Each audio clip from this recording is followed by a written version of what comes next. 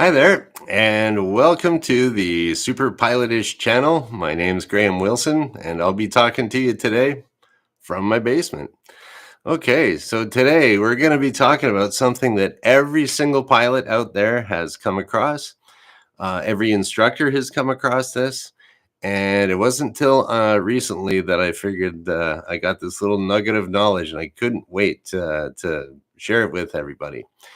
Okay, so the thing that everyone has encountered when they're learning how to fly is where maybe you're learning how to land the plane, and that's why this is called what did I call it? It was a bad landing after a good landing. So you'll be learning, and you're trying to get the hang of things, and it's tricky for everybody to do that at first. And then you'll finally get one, and it's like, aha, there we go, we got it. The nice, beautiful landing, and the instructor's all real happy. And I know whenever I was teaching people to fly, man, it was just such a great breakthrough when they got a really good landing in there. It's like, aha, yeah, yeah, I still got it. I can teach him, yeah. But one of the things that always happens after they get that good landing, and talk to any pilot, they'll tell you the next one they do, garbage. Well, they'll think it's garbage. It might be safe, it might be okay, but there's no way that they're going to get that totally awesome greaser of a landing there the second time. And so everybody that I fly with, and I've been guilty of this myself too. If I get a good landing, I'm like, okay, don't tell me that it was good. Don't tell me. Don't. No, that was a good landing. Now I'm gonna mess up the next one. And I don't know. People think it's like some kind of aviation superstition or a jinx, um, or now I'm under pressure. I have to perform. I can't let down my instructor. And then and then I was too nervous, and then maybe that's why it wasn't so great the second time around. But that is not the case. I was reading this book, and I haven't finished it yet. It's called, let's see if we can get that, Thinking Fast and Slow by Daniel Kahneman. And so this guy's like, he's a psychologist, and he was telling a story in there about when he was working. I guess he was younger, and he was in the Israeli Air Force. He wasn't a pilot, but he had his psychology degree, and they had him as a young officer trying to teach all the grizzled old officers all they need to know about psychology and flying. So he uh, he at the time, they were in the book, if I remember it correctly, there at the time they were just kind of doing a lot of studies on mice and rats, and people, even about how to motivate people, how people can learn better, and how you will learn better through reward rather than punishment. So the when they were talking about people learning how to land, the grizzled old instructors would say, "Well, this is the Army, or this is the Air Force. We're tough here." And so they do a bad landing, and then I give it to them really bad. Next one, I guarantee, is going to be better, and which is pretty much true. But it doesn't really matter what compliments you give, or how you beat up the student. What it is a term that he called regression to the mean. Now, it's a statistical term, and what it means, okay, regression to the mean, it doesn't mean that the I'm regressing and I have such a mean instructor, I'm a child. No, it's not like that. The When you regression to the mean is okay, a mean in statistical terms is the average. I don't know if you remember that from math class back in school. You had mean, median, and mode. So mean was the average, median was right in the middle, and mode was the most amount of numbers, or the most amount of cases, or whatever it might be. So regression to the mean, which means that you're going to have a certain level of performance, and Hmm. Let me think. How could I explain this better? If only I had a whiteboard. Ah, I have something much better. Once again, the cardboard. Here at Super Pilotish, we spare no expense for the ultimate in learning aids. So, yeah, yeah, there you go. And this is reuse, recycle. There's a sausage from before. And where are we here? Okay. So I spent a lot of time in preparation to explain this here, how we have a certain level of performance. So what? Let's just say we're flying or learning how to fly, and we okay. You're starting off, and I'm gonna have this here. So this is kind of the unsafe zone. That's where the instructor might have to take control of the aircraft and help out the student in a bind. We prefer everything up here as instructors. Yeah, so let's just say maybe the student's getting pretty close to going solo. When a student goes solo, you want all of their landings to be up here, and this would be if you were to rate the landings. So this is unsafe. Maybe down here is really bad, and up here, number 10, that's like the best landing of the best landing that no one ever really gets too much. But so let's just say everybody, the student is coming along, and the student is pretty safe. You know, you don't have to take control. Their landings are rated out of 5 on a scale from 1 to 10. So here we go. Students doing some really good fives. And all of a sudden they just grease in on and just, whoa, that was a 9, man. That's just beautiful. Yeah.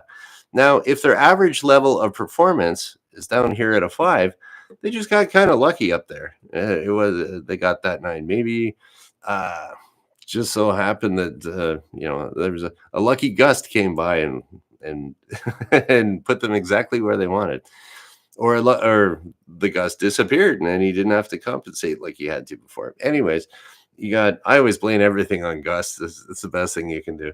Uh, oh yeah, it was a gust. That's why that was bad. But yeah, so they get this great one here, and then you say, "Oh, good job! Yeah, that was a great landing, fantastic." And then get ready to take control the next time, because the average, if your average is a 5 and you got one up here, you can expect something down here maybe next, or even a 4, 2.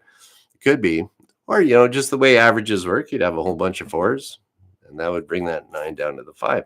So I hope that's kind of making sense for you. But as you become and conversely, it could go like the average the Israeli old guy Air Force pilot he's teaching people how to fly here, and they have a really bad gust, a bad day, and ooh, they're down here at like a 2 or a 3. And then okay, the old guy just beats him up and says, "You're the worst pilot. You better do this one better." Well, on average, they're gonna do a 5. They might even do a 7 to average out that 3. So the instructor in the Israeli Air Force that's beating up a student, uh, it's just statistically kind of a fluke down there. It averages out. So the regression to the mean is, in general, most of your landings are going to be around what your average performance is.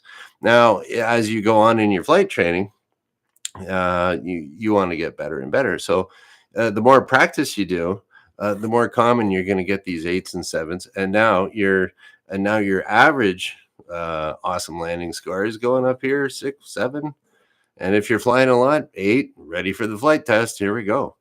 And conversely, if you're not flying regularly, your average, your maybe the last time you were flying, you got your license, you haven't flown in a couple of years. So at that point, you're up around an 8 or 7, doing really well. Did a couple of flights after that, and didn't fly for a couple of years. Well, now your skills have kind of degraded down.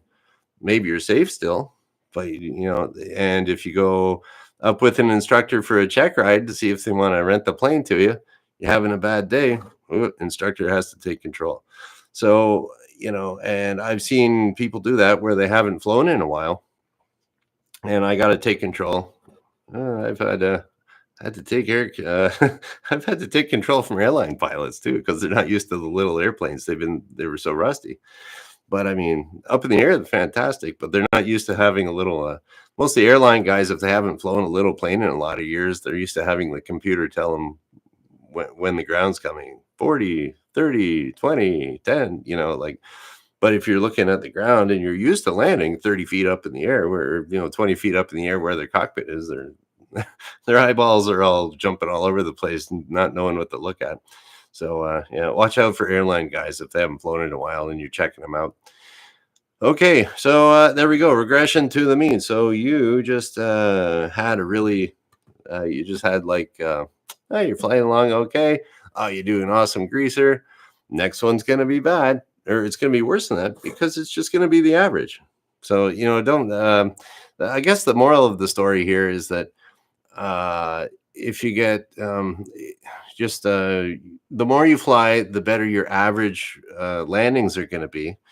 And every once in a while, you're going to have one a little bit better. Every once in a while, you're going to have one a little bit less. But it's just straight statistics. It's got nothing to do with um,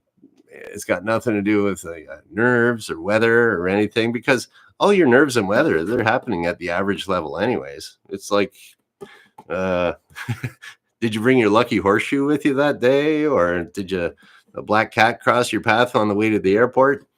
It's just luck. And pilots don't like to account anything for luck, but it's a range. And as long as you're in that safe range, you're good. So anyway, so that would regression to the mean. And that is something that that really put a light bulb over my head. I'm really quite happy that Daniel Kahneman wrote about that in Thinking Fast and Slow. And I got to take some time to finish it. Maybe about halfway through. But there we go. That is why after a really good landing, next one's not going to be as good statistically. And it's got really nothing to do with your skills or anything like that. The other thing I might add here too is if you another little human factor here is that if you're learning how to fly, and chances are your instructor knows this, or maybe you're a new instructor and you find out the hard way like I did. Well, here's an example. So when like your attention span is generally about an hour or so for anything. That's why if you have a 90-minute movie, about after an hour, something miraculous happens, or oh, there's a car crash, or oh, the guy runs away, the girl runs away, something big turning point happens after about an hour. That's there to wake up the audience because their attention span is about an hour. And then okay, they woke them up with something dramatic, and now you can finish off the movie. So when you're learning how to fly at first, it's very taxing on your brain and muscles and everything to do a bunch of touch and goes, as they call them, or stop and goes, practicing your landing around the airport. And so it's your brain's using up its maximum CPU power, maximum RAM, whatever you want to call it for computer terms. You're really getting worked. So after about an hour, you'll see that your performance will drop off with your landings. They'll get worse and worse and worse and worse. I found that, and instructors, if you're new, if the student says, "Yeah, I don't care, I'll do 5 hours of takeoffs and landings," it's like, no, don't do that, because after about an hour, you'll just notice you're grabbing control all the time. The student spends hundreds of dollars, walks away pissed off, and who learned anything that day, right? So it's always good to end on a high note. They call that the learning factor of effect. So you got 45, and even if it's like I was saying before, if they have they get that lucky one, what you could do is I say, okay, I'll tell you what, like they really got it. Maybe you're flying for 45 minutes to get a really awesome one in there. And if you're the instructor, you take control and then you do the last landing. I'll just kind of show you again how this is done to put it in your head so that you can get it really good next time we go flying. And then, so there we go. The student remembers, oh man, I did a fantastic landing, because, statistically now, that after that one, you say, okay, we're going to quit while he's ahead. The next one's not going to be that great. So maybe you do the last landing there, and that'll also get a good they're going to walk away feeling good, which is the learning factor of effect, is what we call that in Canada. I think they have that in the States too. Um, or different places, but you get that learning factor in there. It reinforces a good mental picture of what a good landing should be. Everybody's happy, and don't overwork the student, and don't don't have them spending more money than they need to and going away thinking that they're no good. So there's a little advice for you there, instructors, students. And one thing I've kind of been thinking too, because now that I'm doing this channel, is I know how things are done for instruction in Canada, but I'm not really that familiar with how it's done in, say, like England or or like Great Britain or Australia, New Zealand. Like it seems to me, all the Commonwealth countries have about the same terminology and same rules and stuff. And then in the United States with the FAA, the way they do things is a little different. I mean, an airplane is an airplane, regardless of where you are in the world, but if anyone's out there and say you got an extra like flight training manual or whatever it is in your country where you teach people how to fly, I would really if you're feeling charitable, you got an extra one lying around, send it to my post office box, because I'd really like to see the difference. Now that I'm kind of semi-retired, I'm getting more into the I don't know, why did I do what I did? Or how does it work? A little bit more theoretical about the instruction rather than the hands-on, which is fun too. But anyways, if you got an extra like flight training manual or whatever you call it in your country and you want to send it to me, I'd really appreciate it. If not, just keep tuning in on Monday, Wednesday, and Friday at noon Eastern time. So whatever time it is in New York, Toronto, Miami, there you go. That's the time that I'll be on. Monday, Wednesday, Friday. Okay. And I don't see a whole lot going on in the chat here. So we are going to shut her down. And there you go. So just remember that regression to the mean, uh, that's that's the explanation why that we've always been wondering about for all these years. Problem solved. You're welcome. Okay. See you later, guys. Bye.